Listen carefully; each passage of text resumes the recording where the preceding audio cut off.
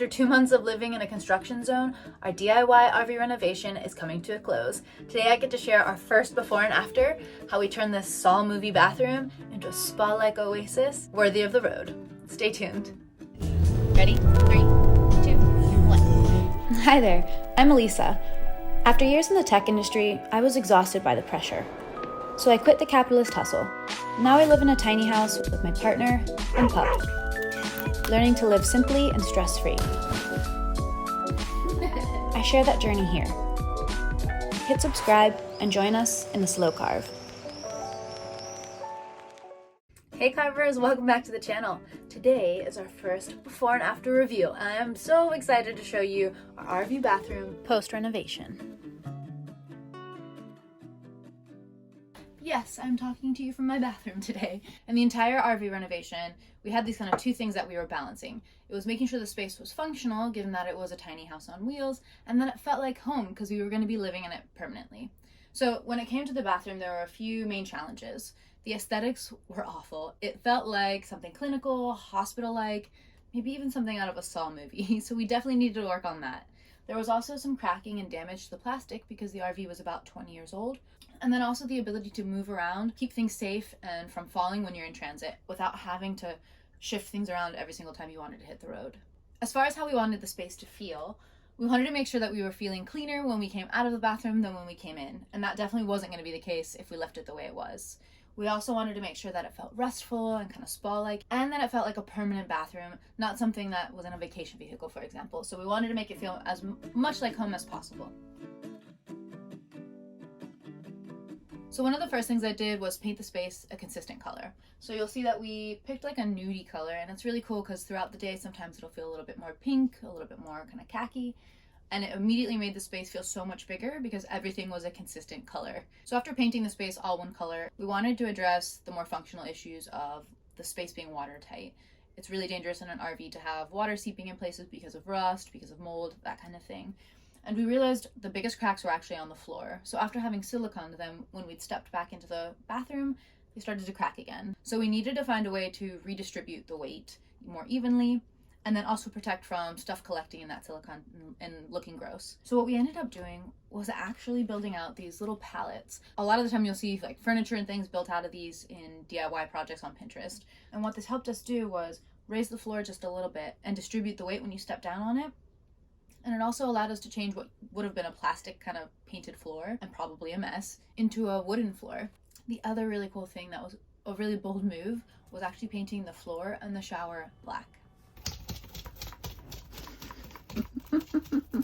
I remember Chris actually being in the RV waiting outside, and I was in the paint section trying to decide what we were going to paint. I think I'd originally gone in planning on white, and I saw the black and texted Chris and was like, "Do you trust me?" An unforeseen benefit of the black, other than being a really cool, bold design element, was that it's really forgiving. Because we live an indoor-outdoor lifestyle, we've got a dog, we're often covered in mud and dirt and dust, and there's gravel in the places that we park. That kind of stuff, despite our best efforts, does end up getting tracked into the house. So what we ended up doing was siliconing, protecting that silicone with the black kind of bathroom paint on top of it, and then raising the floor with the wood pallets, and it's actually been a really solid solution. I would say the one biggest nightmare is the sink. I remember being in the aisle and thinking, white toothpaste, black sink. This is probably going to end up being a ton of work. And I was right. It looks so scary in between wipe downs. But when it's clean, it looks so sleek. We also wanted to get rid of the chrome throughout the RV as much as possible. So you'll see in other places of the RV we have kind of a brass color. You'll see kind of this here, there's little black kind of plasticky bits. So to tie everything in together and make it feel a little bit more seamless, we went with the black hardware. The challenge with it was we didn't want to start ripping things up in the shower and then risk having leaks. So I had to come up with this like kind of crazy contraption to be able to spray paint the handles and the sink. The room started kind of taking on a style of its own.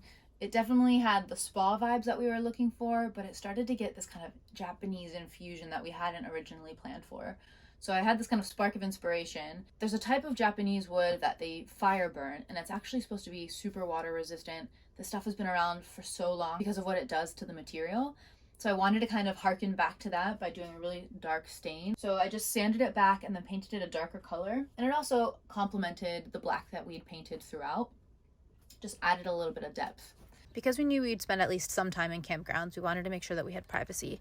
So instead of just adding an opaque screen, I wanted to find one that had a little bit more interest. And I loved this floral pattern because it added a little bit of character. Since moving into the RV, we've also made a concerted effort to swap some habits that are a little bit more sustainable and more eco-friendly. So one of the things we ended up investing in was a water-saving tap for the shower. And actually, this is both responsible and super helpful for us because we only have a 100-liter tank.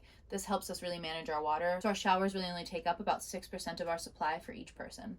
As far as preparing the RV for transit, the bathroom specifically already had kind of rails for all of the shelves. So we just made sure to paint those black to match the rest of the space, and they hold the stuff pretty securely. I had hoped on hanging this beautiful little plant in the space just to make it more homely, but unfortunately it swings pretty dramatically when we're in transit and the dirt ends up getting everywhere. We'd actually had a little bit of a mishap with it kind of like exploding. So that does end up getting put in the sink before we go. And then we also have these little cups that we use. They were originally in the RV, but they had like a kind of wood plank behind them that made them look really outdated. So I ended up just taking the whole fixture off the wall, taking off the wood, and just putting the metal bits, repainted, back onto the wall. And it's actually been really, really useful for keeping toothpaste, toothbrushes, any sort of like bits and bobs that we have in there. One of the other things we use is actually securing the shower wall up against the bathroom wall. So let me show you how that works. So I don't know if you can see so well, but so this is our big kind of shower wall. What we have is this little latch up here that you pull out the center from, and then it comes off. Then it just kind of lets the door come free. And then from here, we can just give it a little bit of a tug and then close myself right in. All right, it's reveal time.